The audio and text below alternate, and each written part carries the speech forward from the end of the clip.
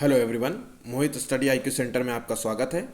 आज हम जो है सीडीपी के 30 इंपॉर्टेंट क्वेश्चंस को यहाँ पे सॉल्व करेंगे। ये पेपर नंबर जो है 17वां है। इससे पहले हमने 16 पेपर जो है सीडीपी के, खास सीडीपी के पेपर्स जो हैं, जो बिल्कुल सेम जिस पैटर्न के पेपर आते हैं उसी पैटर्न के पेपर्स को हमने अपलोड किए हैं। अगर आपने पेपर सॉल्व नहीं किया है तो आप जा कर के सॉल्व कर सकते हैं। ये वक्त है पेपर लगाने का। जितना ज़्यादा से ज़्यादा आप पेपर लगाएंगे आपके लिए पेपर्स में क्वेश्चंस को सॉल्व करने में आसानी होगी, क्योंकि ऑनलाइन पेपर होता है। ऑनलाइन पेपर में क्या होता है, बच्चे आमतौर पे कंफ्यूज होने लगते हैं, पढ़ने में दिक्कत होती है क्वेश्चंस को, क्योंकि उसमें मार्क नहीं कर पाते आप, निशान कुछ नहीं मार्क कर पाते कुछ पॉइंट्स को, तो बच्चे कंफ्यूज हो जाते हैं, बार बार पढ़ने में दिक्कत होती है। इसलिए फोकस होना बहुत ज़रूरी है।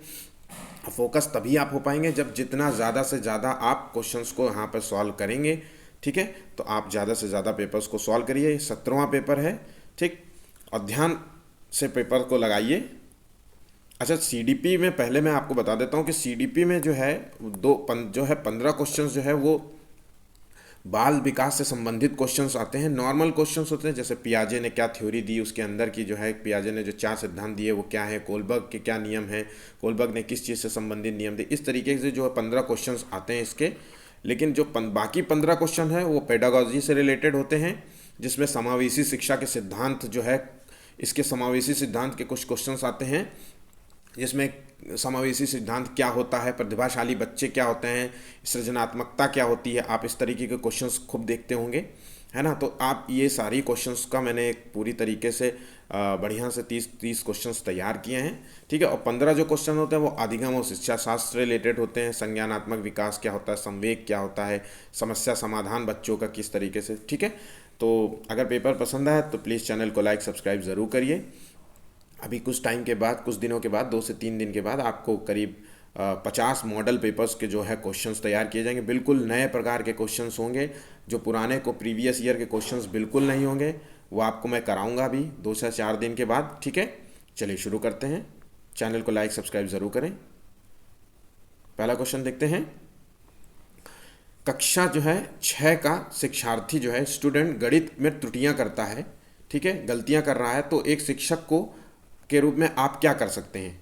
ठीक है, तो वो मैथमेटिक्स सॉल्व करते हुए बहुत सारी गलतियां कर रहा है, तो आप टीचर हैं, तो आप किस तरीके से उसको देखेंगे और क्या क्या सुझाव देंगे, तो आप ऑप्शंस देख लेते हैं। शिक्षार्थी को सही उत्तर उपलब्ध कराएंगे। शिक्षार्थी मतलब स्टूडेंट को जो है कैलकुलेटर का प्रयोग करने की इजाज़त दे देंगे, अनुमति देंगे, या स्टूडेंट से कहेंगे कि वो विकल्पात्मक जो है पद्धति का प्रयोग करें और कोई और क्वेश्चन देख ले, या कुछ और तरीके से देखने की कोशिश करें, या स्वयं त्रुटि का पता लगाने के लिए उसे दोबारा करें, या फिर विद्यार्थी को दिखाएंगे कि त्रुटि कहाँ थी और शिक्षार्थी को उसे दोबारा करने को कहेंगे। ठीक है, तो उसका सही जवाब है, अगर वो त्रुटियां कर रहा है तो उससे कहेंगे कि देखिए, उसको तरीका बताएंगे कि दिखाएंगे कि त्रुटि उसकी कहाँ थी, और उसको फिर बाद में कहेंगे फिर से उसको दोबारा सॉल्व करने की कोशिश करे, क्योंकि जब बच्चा दोबारा अपनी त्रुटियों को समझेगा और दोबारा करने की कोशिश करेगा तो वो चीज़ें उसको याद हो जाएंगी हमेशा के लिए। उन चीज़ों को परमानेंट दिमाग में उसके बैठ जाएगा, क्योंकि उसने करा है उस चीज़ों को। ठीक है, नेक्स्ट क्वेश्चन देखते हैं। सीखने की प्रक्रिया का जो है प्रथम सोपान जो है, फर्स्ट स्टेप क्या होता है। सीखने की प्रक्रिया पूछ रहा है यहाँ पे। तो पाठ्य जो है पुस्तक पठन होता है, कि आप पहला जो है स्टेप, जब आप सीखने की प्रयास करते हैं तो आपको किस चीज़ की ज़रूरत होती है। पहला स्टेप, आप किताबों की ज़रूरत होती है, कि रुचि की ज़रूरत होती है, कि आपको अनुभव एक्सपीरियंस की ज़रूरत होती है, कि आपको जिज्ञासा की ज़रूरत होती है। तो पहला स्टेप जो होता है वो आपको उसमें जिज्ञासा की ज़रूरत होती है। ठीक है, नेक्स्ट क्वेश्चन देखते हैं। शिक्षार्थियों का आत्मनियमन जो है, सेल्फ रेगुलेशन, किस ओर संकेत करता है। ठीक है, याद रखिएगा। तो ऑप्शंस देखते हैं। विद्यार्थियों के व्यवहार के लिए विनियम बनाना, या विद्यार्थियों निकाय द्वारा बनाए गए नियम विनियम, या स्व अनुशासन और नियंत्रण, और अपने सीखने का स्वयं पर्यवेक्षण करने की योग्यता। देखिए, क्वेश्चंस में जानबूझ करके इस तरीके की भाषाओं का इस्तेमाल किया जाता है ताकि बच्चे कंफ्यूज हो जाएं पेपर देते वक्त, पढ़ते वक्त, और कोई इनका कारण नहीं होता। इसका सिंपल सा जवाब है सेल्फ रेगुलेशन जो है डिसिप्लिन में रखने के लिए यूज़ किया जाता है, हमेशा अपने आप को भी डिसिप्लिन रखता है। ठीक है, और अपने आप को चीज़ों को कंट्रोल रखता है। जब आप सेल्फ रेगुलेशन होता है, आप सही और गलत की पहचान करना जानते हैं, समझते हैं कि क्या और गलत है क्या सही है, क्योंकि आपका जो है डेवलपमेंट हर स्टेज पे होता है। आपको 4 लोग मिलते हैं, 4 बच्चे मिलते हैं, आपके 4 दोस्त बनते हैं, गलत और सही की पहचान होना बहुत ज़रूरी है। तो इसलिए जब आप सेल्फ नियंत्रण में रहेंगे, वो चीज़ें आपको आपको सही रहेगी, आपके लाइफ टाइम के लिए चलती है। ठीक है, तो इसलिए बहुत ज़रूरी है स्व अनुशासन और नियंत्रण में रहना। एक शिक्षक, शिक्षार्थी और शिक्षक दोनों के लिए ज़रूरी है, पर यहाँ पे स्टूडेंट के पर्पज से क्वेश्चन पूछा जा रहा है। ठीक है, नेक्स्ट क्वेश्चन चलिए देखते हैं। एक बच्चा जो है अतीत की समान परिस्थिति में की गई अनुक्रियाओं के आधार पर नई स्थिति के प्रति अनुक्रिया करता है, ये किससे संबंधित है? मतलब उसने पुराना कुछ सीख रखा है पहले, फिर वो उसी के सीखे हुए आधार पे कुछ नया करने की कोशिश कर रहा है। तो ये सीखने का जो है सादृश्यता नियम कहलाता है, लॉ ऑफ सिमिलैरिटी जिसे कहते हैं। ये सीखने का प्रभाव नियम कहते हैं, लॉ ऑफ इफेक्ट। ये सीखने की प्रक्रिया का अभिवृत्ति नियम होता है, जिसे एटीट्यूड कहते हैं। यह सीखने का तत्परता नियम जो होता है, जिसे लॉ ऑफ रेडीनेस कहते हैं। तो हमें पता है कि ये प्रभाव का नियम है, ऑप्शन इसका बी है।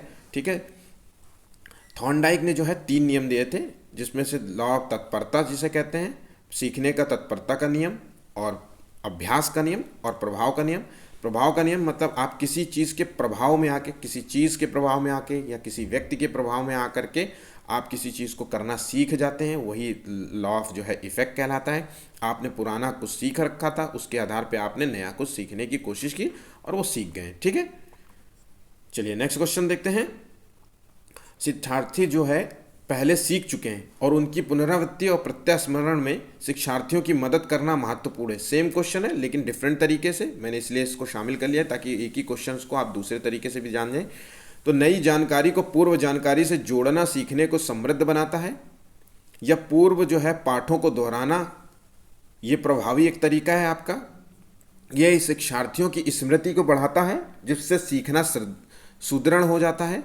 यह किसी भी कक्षा अनुदेशन के लिए एक सुविधाजनक शुरुआत है। तो इसका सही जवाब है नई जानकारी को जो है पूर्व जानकारी से जोड़ना सीखने को जो है समृद्ध बनाता है और आसान बनाता है। जल्दी आप सीख जाते हैं। अगर आपको कोई चीज़ पता है कि हम इस किसी चीज़ को, जैसे आपने मान लीजिए बच्चे हैं, बच्चों को आप कोई भी काम, जैसे आप इसको बेहतर एग्जाम्पल देखिए, आज हम फ़ोन चला लेते हैं अपने घर में। सबसे बेस्ट एग्जाम्पल है कि हम फ़ोन चला लेते हैं, टेक्निकल चीज़ों के बारे में जानते हैं। छोटे से छोटा बच्चा जो है आज फ़ोन चला देता है। आप उसको कोई भी फ़ोन दे दीजिए, किसी का भी फ़ोन दे, वो सिंबल देख करके समझ जाएगा कि ये यूट्यूब है, ये गूगल है, चीज़ों को, और इसमें ये चीज़ें मिलती हैं। पर आज के हमारे पेरेंट्स जो हैं वो पढ़े लिखे होने के बावजूद भी है टेक्निकल चीज़ों को नहीं समझ पाते, क्योंकि वो पूर्व चीज़ जानकारी को उससे जोड़ नहीं पाते। वो उनको ये नहीं पता कि इसका सिंबल क्या होता है, उन्हें ये नहीं पता कि साइलेंट का सिंबल क्या होता है। ठीक है, फ़ोन साइलेंट कैसे करते हैं। तो यही इसी को कहते हैं कि नई जानकारी से जो पूर्व जानकारी को जोड़ना ही सीखने को जो है समृद्ध बना लेता है। ठीक है, नेक्स्ट क्वेश्चन देखते हैं। निम्नलिखित में से कौन सा जो है विकास का सिद्धांत नहीं है? क्वेश्चन ध्यान रखिएगा, ऑनलाइन पेपर देते वक्त हमेशा इन चीज़ों का बहुत बड़ी गलतियां करते हैं बच्चे, और अक्सर जो है पेपर जो है बच्चों को जो 28-29 जो प्रश्न आ भी रहे होते हैं उसमें से वो गलतियां करते करते 20-22 क्वेश्चन ही सही कर पाते हैं। तो मैं फिर से कह रहा हूँ, अगर आप ये गलतियां करते हैं, आपकी नज़र का फेर हो रहा है, तो आप इस पर थोड़ा सा ध्यान रखिए, क्वेश्चंस को पढ़िए। ज़्यादा से ज़्यादा क्वेश्चंस लगाने का यही होता है कि आपको जो है ध्यान लगाने में जो है फ़ायदा होता है। ठीक, चलिए विकास का सिद्धांत इसमें से कौन सा नहीं है? तो व्यक्ति जो है अलग अलग गति से विकास करते हैं, या विकास जो है तुलनात्मक रूप से क्रमिक होता है, या विकास समय के साथ साथ धीरे घटित होता है, या विकास की सटीक गति और प्रकृति नियम जन्म जो है के समय ही निर्धारित हो जाती है। तो इसका सही जवाब है ये नहीं है। विकास की जो है सटीक गति नहीं होती, सबके लिए समान गति से नहीं चलती, अलग अलग गतियों से चलती है। किसी की ज़्यादा और तेज़ी से होता है विकास, किसी का थोड़ा धीमे होता है विकास, है ना। और प्राकृतिक जन्म के समय ही निर्धारित नहीं हो जाती, कि ये क्लियर नहीं हो जाता कि आपका जो है जो विकास का क्रम है इसी रूप में चलेगा, इसी तरीके से चलेगा। ठीक है, वो चाहे सामाजिक हो, चाहे शारीरिक हो, चाहे वो मानसिक हो, सबका अलग अलग होता है और हर स्टेज में अलग होता है। आज हो सकता है बच्चा सामाजिक हो, कल लेकिन किसी और के व्यक्ति के आचरण में आकर के वो असामाजिक भी बन सकता है। ठीक है, आज शारीरिक ग्रोथ उसकी अच्छी हो रही हो सकता है कल उसको किसी तरीके से कोई समस्या होने लग जाए और शारीरिक ग्रोथ में कमी आ जाए। तो ठीक है, ध्यान रखिएगा। नेक्स्ट क्वेश्चन देखते हैं। विकास की किस अवस्था को कोल तथा ब्रूस ने संवेगात्मक जो है विकास का अनोखा काल कहा था? इंपॉर्टेंट क्वेश्चन है, कई बार ये पूछा जा चुका है। ऑप्शंस देख लेते हैं। बाल्यावस्था, शैशवावस्था, किशोरावस्था, प्रौढ़ावस्था, प्रौढ़ावस्था जिसे कहते हैं, वृद्धावस्था भी कह सकते हैं आप। तो देखिए इसका आंसर है बाल्यावस्था। बाल्यावस्था जो है विकास का जो है अनोखा काल कहा जाता है। ठीक है, इस एज में जो है बच्चे का जो डेवलपमेंट होता है वो पूरी तरीके से होने शुरू हो जाता है, जिसमें पूरी तरीके से कहने का मतलब है सामाजिक डेवलपमेंट भी इसमें शामिल है। देखिए ये अवस्था इस एज की होती है, जो बाल्यावस्था जो होती है 2 से 11 वर्ष की अवस्था होती है। और इस वे सामाजिक विकास बच्चे का तेजी से हो रहा होता है। मानसिक विकास जो हो रहा होता है, प्रश्न पूछता बहुत है तो मानसिक विकास हो रहा होता है, बच्चे का शारीरिक हो रहा होता है इसमें। ठीक है, इस चीज़ में तो ध्यान रखना होता है। इस बच्चे में बहुत फोकस होने की ज़रूरत होती है। इस काल में आप बच्चों को बहुत ध्यान रखिए, फोकस रखिए। ठीक है, समाजीकरण की चीज़ों को सिखाइए। ठीक है, इस चीज़ को जब बहुत जल्दी जो है आपके घर में क्या हो रहा है, बहुत चीज़ों को बहुत ध्यान से देखते हैं इस एज के बच्चे, और फिर उसी की तरह करने की कोशिश कर सकते हैं। ठीक है, तो इस चीज़ को फोकस रहना चाहिए। इस उम्र के बच्चों पर थोड़ा ध्यान रखना होगा। इनमें से किसका नाम जो है सुजनन शास्त्र से जुड़ा हुआ है। ठीक है, तो ये अवधारणा जो है किसने दी थी? तो ये क्रो एंड क्रो ने दी था, या गाल्टन ने दिया, या रॉस या वुडवर्थ ने दिया। तो ये सिद्धांत जो है ये गाल्टन ने दिया था, ध्यान रखिएगा। सुजनन शास्त्र होता क्या है इसके बारे में जान लेते हैं। एक शब्द, सामाजिक नियंत्रण के द्वारा जो है किसी बच्चे का विकास करना ही सुजनन शास्त्र कहलाता है। मतलब शरीर के साथ साथ जो है मानसिक गुण, बुद्धि, सीखने की जो क्षमता होती है, चरित्र का निर्धारण होता है, ये सभी गुण जो है आपको विरासत से मिलते हैं। तो ये नियम जो है, ये बात जो है, नियम जो है सुजनन शास्त्र के अंतर्गत आती है। ये गाल्टन ने दिया था। ठीक है, वुडवर्थ ने जो बताया था डेवलपमेंट के बारे में, तो ध्यान रखिएगा इन्होंने जो है हेरिडिटी और इन्वायरमेंट का जो है अंतःक्रिया से जो है व्यक्ति का विकास का सिद्धांत बताया था। ठीक है, चलिए नेक्स्ट क्वेश्चन देखते हैं। क्वेश्चन बड़ा है लेकिन बहुत सिंपल है, जानबूझ करके बड़ा क्वेश्चन दिया है ताकि बच्चे टाइम वेस्ट करें इस क्वेश्चंस पे, और अगर गलती से उनसे कहीं समझने में भूल हो जाए तो फिर से दोबारा पढ़ें। तो इस चीज़ों को बहुत ज़रूरी है, क्योंकि आप क्वेश्चन यहाँ पे मैं मार्क कर लूँगा इस तरीके से, तो मुझे पता है कि ये यहाँ पे तनाव और चिल्ला कर बात कर रहा है, वहाँ पर क्या है ऑनलाइन पेपर में आप इस तरीके की चीज़ों को नोट नहीं कर पाएंगे। ठीक है, इसलिए एकाग्रता से चीज़ों को, क्वेश्चन को पढ़ें। चलिए पढ़िए एक बार, देखिए और क्वेश्चन ज़रूर पढ़िए खुद भी आप। पूर्व विद्यालय में, मतलब यह प्री स्कूल की बात कह रहे हैं, तो पूर्व विद्यालय में, प्री स्कूल में पहली बार आया बच्चा मुक्त रूप से चिल्लाता है, और 2 वर्ष के बाद जो है वही बच्चा जब प्रारंभिक विद्यालय में पढ़ता है तो वो पहली बार जब जाता है तो वो तनाव जो है चिल्ला कर व्यक्त नहीं करता, अपितु उसके कंधे और गर्दन की पेशियां तन जाती हैं। ठीक है, और उसके इस व्यवहारिक परिवर्तन का क्या सैद्धांतिक आधार हो सकता है? तो इसका सही ऑप्शंस देखिए। विभेद व एकीकरण विकास के लक्षण हैं। विकास जो है क्रमिक प्रकार से होता है, विकास निरंतरीय होता है, अलग अलग लोगों में विकास की जो है भिन्न भिन्न से होता है। तो इसका सही जवाब है विभेद और एकीकरण विकास के लक्षण हैं। ये सभी जो है विकास के लक्षणों में आते हैं। पहली बार जो है बच्चा जो है वो चिल्ला रहा होता है, उसको चीज़ों समझ नहीं आ रहा था, वो घर की याद में, मम्मी पापा की याद में चिल्लाता है उसको, लेकिन जैसे जैसे वो पढ़ाई में इन्वॉल्व होता है उसको चीज़ें अच्छी लगने लगती हैं, वो समझने लगता है, समाजीकरण उसका बढ़ने लगता है। समाजीकरण पहले उसका घर में हुआ था, अब वो उसका स्कूल में हुआ है। लेकिन जब वो दूसरे स्कूल में जाता है, थोड़ा नई क्लास में जाता है, तो उसका तनाव दूसरे प्रकार का होता है चीज़ों को, तो उसके कंधे और गर्दन पेशियाँ जो है तन जाती हैं। ठीक है, चलिए नेक्स्ट क्वेश्चन देखते हैं। बच्चे के विकास के सिरस्थ जो है सिद्धांत, जिसे सिफेलोकोडल कहते हैं, ये प्रिंसिपल निम्न में से क्या सत्य है? ध्यान रखिएगा।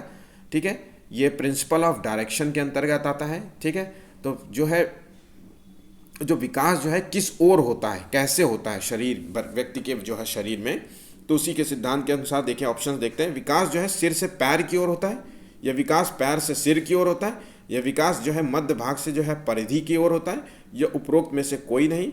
बिल्कुल सिंपल सा क्वेश्चन है, मैं ये पहले अपनी थ्योरी क्लास में बता चुका हूँ। जो है सिफेलोकोडल में जो होता है विकास जो है सिर से पैर की ओर होता है, पहले सिर डेवलप होता है फिर पैर होता है, इसलिए विकास जो है सिर से पैर की ओर जाता है। अच्छा, जो है मध्य भाग से परिधि भाग की ओर भी एक विकास जाता है, जिसे कहते हैं प्रॉक्सी, ध्यान रखिएगा, प्रॉक्सी मोडिस्टल जिसे कहते हैं। ठीक है, तो इसमें क्या होता है, पहले जो है मध्य भाग डेवलप होता है, फिर उसके बाद बाहर का होता है। तो इसका कहने का मतलब है कि पहले हार्ट डेवलप होगा, ठीक है, फिर स्पाइनल कॉर्ड डेवलप होंगी, इस शरीर की ये इस तरीके से जो है डेवलपमेंट होता है शरीर का। ठीक है, तो ये याद रखिएगा, दोनों क्वेश्चंस हैं, इंपॉर्टेंट है, सीटेट का बहुत इंपॉर्टेंट क्वेश्चन है, सिफेलोकोडल हमेशा पूछा जा चुका है, कई बार पूछा जा चुका है। नेक्स्ट क्वेश्चन देखते हैं। जो एक्शन रिसर्च का उद्देश्य क्या होता है, जिसे क्रियात्मक अनुसंधान कहते हैं, इसका उद्देश्य क्या है, ये क्यों किया जाता है? तो इसका ऑप्शन है नवीन ज्ञान की खोज के लिए किया जाता है, या शैक्षिक जो है परिस्थितियों में व्यवहार विज्ञान का विकास किया जाता है, इसका उद्देश्य है, या विद्यालय तथा कक्षा की जो है शैक्षणिक कार्य प्रणाली में सुधार लाना होता है, या उपरोक्त सभी। तो ये जो है शैक्षणिक कार्य प्रणाली में सुधार लाना होता है, वो विद्यालय में जो भी कार्य प्रणाली अपनाई जा रही है उसको सुधार लाना होता है, कक्षा में जो भी कार्य प्रणाली अपनाई जा रही है उन सभी में सुधार लाना होता है, इसका प्रमुख उद्देश्य होता है। हर टाइम जो है हम देखते हैं कि टाइम टाइम पे हम अपने नियम बदलते रहते हैं, तो नियम बनाते हैं ताकि हमारी जो है प्रणाली में सुधार हो। कुछ कमियां जो है अब नियम बनाते वक्त जो है कुछ ना कुछ तो खामियां रह जाती हैं, उनको सुधार ही करना होता है, ठीक है।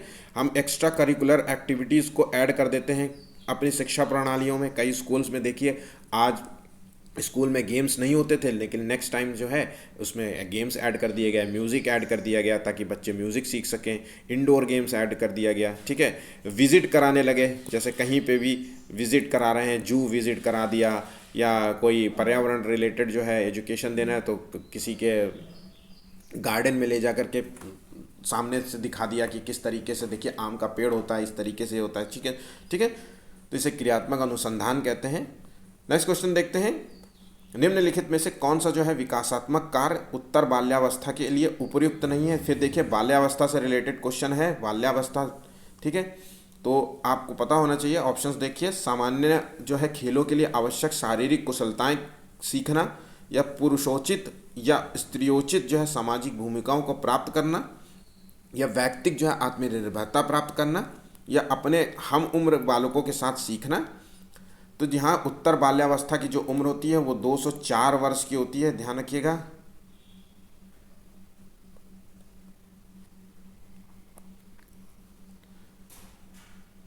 ये 4 से जो है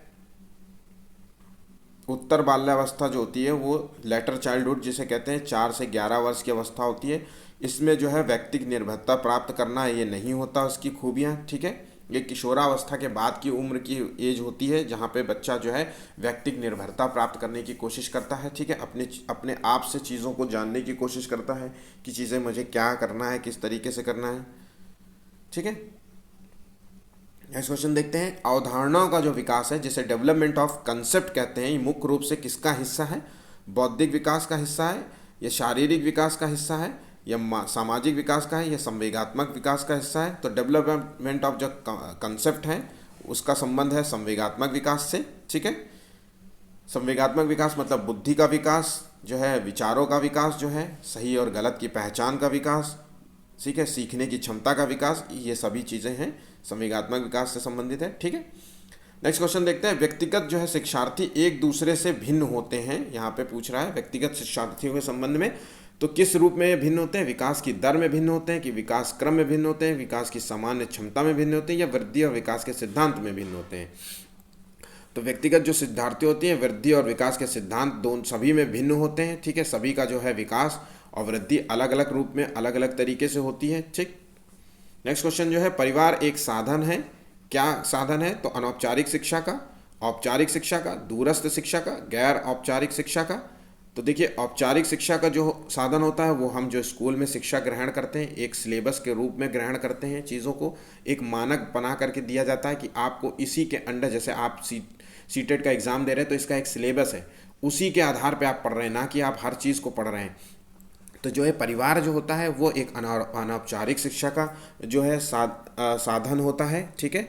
इसमें क्या होता है, किसी चीज़ की जो है, किसी भी चीज़ की इसमें अनौपचारिकता नहीं होती, औपचारिकता नहीं होती है, मतलब कोई भी निश्चितता नहीं होती इसका, कोई इसको बोल सकते हैं आप प्राकृतिक शिक्षा से है ना, प्राकृतिक शिक्षा इसे कह सकते हैं आप। अनियोजित जो है शिक्षा यही कहलाती है, अनौपचारिक शिक्षा को अनियोजित शिक्षा भी कह सकते हैं, ठीक है।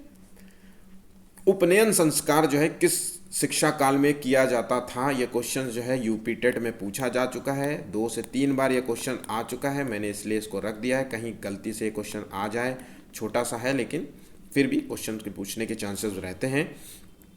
ऑप्शन देखिए, वैदिक काल, मुगल काल, बौद्ध काल, इनमें से कोई नहीं। तो उपनयन संस्कार जो है वो वैदिक काल में थे। इसमें क्या होता है कि जनेऊ धारण करके शिक्षा दिलाना होता है, ब्राह्मणवादी शिक्षा के अंतर्गत ये आता है। ठीक है, तो चलिए नेक्स्ट क्वेश्चन देखते हैं। इसमें कुछ समझाने जैसा कुछ नहीं है। 17वां क्वेश्चन, स्वजागरूकता एवं संज्ञानात्मक क्षमताओं का नियंत्रण जैसे योजना बनाना, समीक्षा करना और संशोधन करना आदि जो है किस चीज में अंतर्निहित है? तो ऑप्शंस देखिए, केंद्रीकरण, या संज्ञान बोध, या संज्ञान, या समायोजन। तो इसका सही जवाब है ये संज्ञान बोध का है, ये में अंतर्निहित है। सेल्फ मेड जो है क्षमता अपने अंदर डेवलप करना ही सेल्फ इसके अंतर्गत होता है। सेल्फ मेड क्षमता बनाना होता है, स्वयं से जो है जागरूक होना होता है, खुद जो है जागरूक होने का प्रयास करना होता है, सही और गलत जो है पहचान अपनी बढ़ाना होता है। ठीक है, अपने स्वयं का जो है परीक्षण करना होता है। ठीक, तो ये संज्ञान बोध, खुद का जो है आपने क्या हासिल किया है इस चीज़ को समझना होगा। कई जो अच्छाई और बुराई की पहचान भी बहुत बड़ा संज्ञानात्मक जो है बोध होना जरूरी है कि आपको क्या सही लगता है क्या, क्योंकि इसी से तो निर्धारित होता है कि आप किस तरीके के व्यक्ति हैं, आपका कहाँ लालन पालन जो है, सामाजिकरण, पढ़ाई, एजुकेशन कहाँ से कैसे हुई है। संज्ञानात्मक जो है बोध जो है बहुत लोगों को नहीं होता, तभी तो वो लोग कहते हैं जो गलत करते हैं उनको समझाने के लाख समझाने के बाद भी वो फिर से वो गलत होते हैं, क्योंकि उनको ये समझ में ही नहीं आता कि ये गलत है, ये सामाजिक रूप से गलत है, हर रूप से गलत है। ठीक है, नेक्स्ट क्वेश्चन देखते हैं। जब बच्चे प्राप्त की गई सूचनाओं की व्याख्या करने के लिए अपने अनुभव के आधार पर सोचते हैं तो उसे कहा जाता है। ठीक, अपने अनुभवों के आधार पर सोचना है तो ये है प्रतिक्रियावादी सोच, कि सृजनात्मकता सोच, या अमूर्त सोच, या मूर्त सोच। ठीक है, तो जो है अपने अनुभव के आधार पर सोचने के प्रयास करता है तो वह है मूर्त सोच, कंक्रीट थिंकिंग कहते हैं इसे। ठीक है, इसमें बच्चा जो है कई हुई चीज़ों को समझने की कोशिश करता है कि क्या है, क्या करना चाहिए, किस तरीके से चीज़ों को करना चाहिए। ठीक है, चलिए नेक्स्ट क्वेश्चन देखते हैं। पुरुष और महिला की भूमिकाओं का निर्धारण जो है समाज करता है, किस रूप में ये करता है? तो जेंडर, लैंगिकता एक अंतर्निहित अवतरण है, या जेंडर एज एन हेरिडिटी इंडाउनमेंट, आनुवांशिक प्रतिभा है, या लैंगिकता एक अंतर्ज्ञानी अवतरण है, या जो है लैंगिकता एक सामाजिक अवतरण है। तो देखिए जो है लैंगिकता जो होती है वो समाज के द्वारा निर्धारित होती है। ये जेंडर जो है अवतरण, ये gender as a social construct है। ठीक है, याद रखिएगा जेंडर। और सेक्स क्या है? सेक्स है बायोलॉजिकल जो है कंस्ट्रक्ट है। ठीक, तो याद रखिएगा ये चीज़। नेक्स्ट क्वेश्चन देखिए, कौन क्या करेगा, कौन क्या नहीं करेगा, ये समाज निर्धारित करता है कि लड़कियां क्या कर सकती हैं, लड़के क्या नहीं कर सकते हैं, लड़के क्या कर सकते हैं, लड़कियां क्या नहीं कर सकती। ठीक है, ये रूढ़िवादिता को जो है बढ़ावा देने वाला जो है सिद्धांत है। ठीक है, चलिए समावेशी शिक्षा से के सिद्धांत पर आधारित है। किस सिद्धांत पर यह समावेशी शिक्षा आधारित है? तो ये सामाजिक संतुलन पर आधारित है, ये समता एवं समान अवसर पर आधारित है, ये सामाजिक अस्तित्व एवं वैश्वीकरण पर आधारित है, या विश्व बंधुता पर आधारित है। तो समावेशी शिक्षा का मतलब है सभी के लिए शिक्षा, भेदभाव रहित शिक्षा, संपूर्ण शिक्षा। मतलब संपूर्ण शिक्षा का मतलब है कि सामाजिक शिक्षा जिसमें शामिल हो, मानसिक शिक्षा विकास भी उसमें शामिल हो, शारीरिक विकास भी उसमें शामिल हो। ठीक है, उससे रिलेटेड जितनी भी शिक्षाएं हैं वो शामिल हो। तो ये समता और समानता के अवसर पर आधारित है। ठीक है, चलिए नेक्स्ट क्वेश्चन। मैंने अभी भी आपको कहा सीडीपी में जो है 15 क्वेश्चंस जो होते हैं वो बाल विकास से संबंधित होते हैं, बाकी जो 15 क्वेश्चंस होते हैं वो समावेशी शिक्षा के सिद्धांत का सिलेबस है। इसमें कुछ क्वेश्चंस आते हैं और एक क्वेश्चन आते हैं जो बच्चों अधिगम से रिलेटेड होते हैं, बच्चों का जो है सोचना, सीखना और बच्चों की जो समस्या समाधान किस तरीके से करते हैं, या वैज्ञानिक अन्वेषण जो है बच्चों में क्या होता है, या संज्ञान और संवेग के बारे में।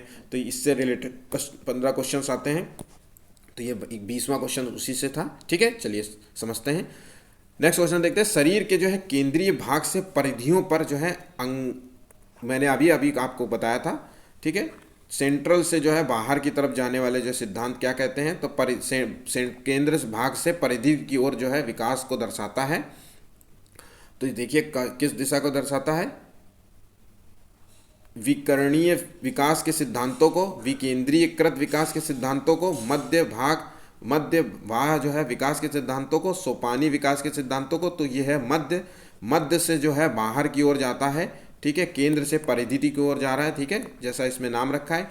इस सिद्धांत को बोलते हैं, ध्यान रखिएगा, प्रॉक्सिमोडिस्टल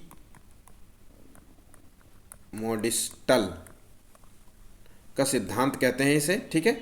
ये नाम याद रखिएगा, क्वेश्चन में नाम भी दे सकता है। नेक्स्ट क्वेश्चन देखते हैं। एक शिक्षिका अपनी कक्षा में विविधता को संबोधित कर सकती है। तो उसका ऑप्शंस देखते हैं क्या है। विविधता को स्वीकार करके और उसे महत्व देकर जो है, या बच्चों की जो है सामाजिक सांस्कृतिक पृष्ठभूमि का शिक्षा शास्त्रीय संसाधन के रूप में प्रयोग करके, या विभिन्न अधिगम शैलियों को समायोजित करके, या मानक निर्देश देकर और निष्पादन हेतु सर्वमान्य जो है मानदंड निर्धारित करके। तो इसमें से कौन सा ऑप्शन सही होगा, ऑप्शंस देख लीजिए। इसका सही जवाब है, सभी हैं इसके सही जवाब हैं। कक्षा में जो है विविधता की बहुत ज़रूरत होती है। कक्षा में सभी प्रकार के लोग होते हैं, कुछ इंटेलिजेंट होते हैं, कुछ प्रतिभाशाली होते हैं, कुछ सामान्य व्यक्ति के होते हैं, कुछ थोड़े से कमज़ोर जो है मानसिक रूप से होते हैं, कुछ शारीरिक रूप से दुर्बल हो सकते हैं। तो विविधता से भरी होती है क्लास, तो उसमें इस चीज़ों को स्वीकार करना चाहिए, ठीक है। कौन किसका आईक्यू कितना अच्छा है, कौन कितनी प्रतियोगिताएं जीत रहा है, इस पर महत्व न देकर के सभी के लिए शिक्षा के संबंध में बात करनी चाहिए। और जो प्रतिभाशाली है उसके जो है उसको प्रतिभा को बढ़ावा, उसके लिए स्वस्थ वातावरण का डेवलपमेंट करना चाहिए। उसी तरीके से जो सामान्य है या जो मंद बुद्धि का बच्चा है, जो कम समझ में आता है, उसको भी समझाने के प्रयास करना चाहिए, ठीक है। सामाजिक सांस्कृतिक पृष्ठभूमि की शिक्षा का भी प्रयोग करना चाहिए, ठीक है। अनेक प्रकार की जो है शैलियों को अपनाना चाहिए, चाहे वो पढ़ाई में हो, चाहे वो खेल कूद में हो, चाहे वो भ्रमण में हो, चाहे किसी भी रूप में हो। तो अनेक प्रकार की चीज़ों को आप एजुकेशन में कहानियों का इस्तेमाल कर सकते हैं, 3D इमेज से पढ़ा सकते हैं चीज़ों को, ताकि बच्चे जो है वो क्लास में इंटरलिंक्ड हो सके और चीज़ों को समझ सके, आसानी से समझ सकते हैं, ठीक है। नेक्स्ट क्वेश्चन देखते हैं। शिक्षा का जो है अधिकार अधिनियम 2009 के अनुसार विशेष आवश्यकता वाले बच्चों को पढ़ाना चाहिए। देखिए यहाँ पे विशेष आवश्यकता की बात कर रहा है। विशेष आवश्यकता वाले बच्चे कौन से होते हैं, मैंने अभी आपको बताया, वो बच्चे जिनका जो है सामान्य बच्चे जो होते हैं नॉर्मली एक तो होते हैं, जो विशेष आवश्यकता वाले बच्चे होते हैं वो जिनका शारीरिक और मानसिक विकास जो है पूर्ण रूप से नहीं हुआ होता है, कोई ना कोई इसमें कमियां रह जाती हैं, ठीक है, वो विशेष आवश्यकता वाले बच्चे होते हैं।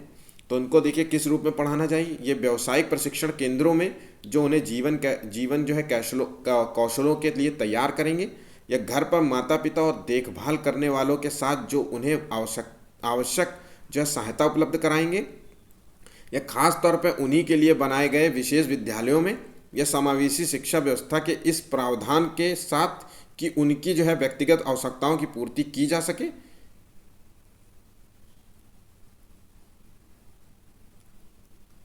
तो इसका सही जवाब है डी नंबर, ठीक है। समावेशी शिक्षा व्यवस्था में जहाँ पे सभी लोग पढ़ते हों, चाहे वो अमीर हो, चाहे गरीब हो, चाहे किसी भी रंग रूप का हो, चाहे किसी जात का हो, चाहे किसी भी भाषा का हो, सभी को एक जगह शिक्षा प्रदान करनी चाहिए। और सभी भाषाओं का जो है एक रिसोर्स के तौर पे उसका इस्तेमाल करना चाहिए। किसी भी को ये नहीं लगना चाहिए कि वो गैर भाषी है या उसका जो है वो दूसरे बच्चों से अलग है तो वो सही से पढ़ नहीं सकता, नहीं, ऐसा नहीं करना चाहिए, ठीक है। तो उसकी पूर्ति वहीं पे व्यक्तिगत पूर्ति की जानी चाहिए, उसी क्लासरूम में करनी चाहिए, ठीक है। लॉरेंस कोलबर्ग के नैतिक तर्क के सिद्धांत की अनेक बातों के लिए आलोचना की जाती है। इस आलोचना के संदर्भ में निम्नलिखित में से कौन सा कथन सही है, यहाँ पे पूछा जा रहा है, ठीक है। तो कोलबर्ग ने अपने अध्ययन को मूलतः पुरुषों के नमूनों पर आधारित रखा है, ठीक है। कोलबर्ग ने जो नैतिकता के सिद्धांत दिए थे उसमें ज़्यादातर सिद्धांत जो है पुरुषों पर आधारित थे। नैतिकता की जो है बातें, एग्जाम्पल्स जितने भी दिए थे उन्होंने पुरुषों पर ही ज़्यादा से ज़्यादा पॉइंट रखे थे, ठीक है। तो इस बात की आलोचना की गई थी कि जो है ये जेंडर बायस्ड है, ठीक है, पुरुषों पे ज़्यादा फोकस कर रहे हैं, लड़कियों पे कम फोकस कर रहे हैं। तो ये पॉइंट यहाँ का सही है, ठीक है। कोलबर्ग ने नैतिक तर्क के प्रत्येक सोपान के लिए विशेष उत्तर नहीं दिया है। अपनी सैद्धांतिक रूपरेखा पर पहुंचने के लिए कोलबर्ग ने पियाजे के सिद्धांतों को दोहराया है, ठीक है। अच्छा, आलोचनात्मक संबंध में जो है इसका सही दिखाना, तो इसका ऑप्शन है सी नंबर, ध्यान रखिएगा इसका सी है ऑप्शन। अपनी सैद्धांतिक रूपरेखा पर पहुंचने के लिए जो है कोलबर्ग ने पियाजे के सिद्धांतों को ही दोहराया है। ठीक है, चलिए नेक्स्ट क्वेश्चन देखते हैं। निम्नलिखित में से कौन सा जो है अधिगम के आकलन को उजागर करता है? ध्यान रखिएगा, अधिगम के वो आकलन को उजागर कर रहा है। तो शिक्षक किसी विद्यार्थी के निष्पादन का आकलन दूसरे के निष्पादन की तुलना में करता है, या शिक्षक विद्यार्थियों की चिंतन प्रक्रियाओं पर ध्यान देने के अलावा उनकी अवधारणात्मक समझ का भी आकलन करता है, या शिक्षक जो है मानक उत्तरों से विद्यार्थियों के उत्तरों की तुलना करके उनका आकलन करता है, या शिक्षक जो है टीचर जो है पाठ्य पुस्तकों में दी गई जानकारी के आधार पर जो है विद्यार्थियों का आकलन करता है। तो इसका सही जवाब जो है इसका बी नंबर है। शिक्षक जो है विद्यार्थियों की चिंतन प्रक्रिया पर ध्यान देने के अलावा जो है उनकी अवधारणात्मक जो है समझ, वो चीज़ों को कितना समझ पा रहे हैं उसका भी आकलन करता है और उसको सुधारने का प्रयास करता है। ठीक है, नेक्स्ट क्वेश्चन देखते हैं। जिन इच्छाओं की पूर्ति नहीं होती है उनका जो है भंडार ग्रह निम्न में से कहाँ होता है, किस जगह होता है? इड, ईगो और सुपर ईगो जिसे कहते हैं, परम अहम जो है। ठीक है, तो ये किस में होता है? तो इसका सही जवाब है इसका जो ये जिन इच्छाओं की पूर्ति नहीं होती वो इड का हिस्सा है। ठीक है, ध्यान रखिएगा, ये सिगमंड फ्रॉइड के जो है मूल प्रवृत्तियों से उत्पन्न मानसिक संघर्ष का समाधान इन 3 आधार पर करते हैं, जिसमें कहा गया था इड जो है, इड के बारे में जो है वो समाज जो है नैतिक मूल्यों की चिंता किए बिना अपनी इच्छाओं की पूर्ति करना चाहता है। इसमें बालक जो है बच्चा लालची होता है और आमतौर पे इन इच्छाओं की जो है पूर्ति नहीं हो पाती, चाहे जितना उसकी कोशिश की जाए। वहीं पे जो ईगो होता है वो सामाजिक और वो बुद्धि चेतना पर आधारित होता है ईगो, ध्यान रखिएगा। उचित और अनुचित का इसमें ज्ञान होता है, इसमें उचित और अनुचित का ज्ञान होता है, सही और गलत का जो है समझता है चीज़ों को। ठीक है, और वहीं पे जो सुपर ईगो है वो सामाजिकता की पहचान होती है, नैतिकता होती है, सामाजिकता नैतिकता आदर्शों पर आधारित ये होता है। ठीक है, ठीक, चलिए नेक्स्ट क्वेश्चन देखते हैं। भारतीय समाज की जो है बहुभाषिक विशेषता है को किस रूप में देखा जाना चाहिए? हम जानते हैं कि अपने समाज में जो है अपना देश जो है बहुत भाषाओं से मिलकर के बना है।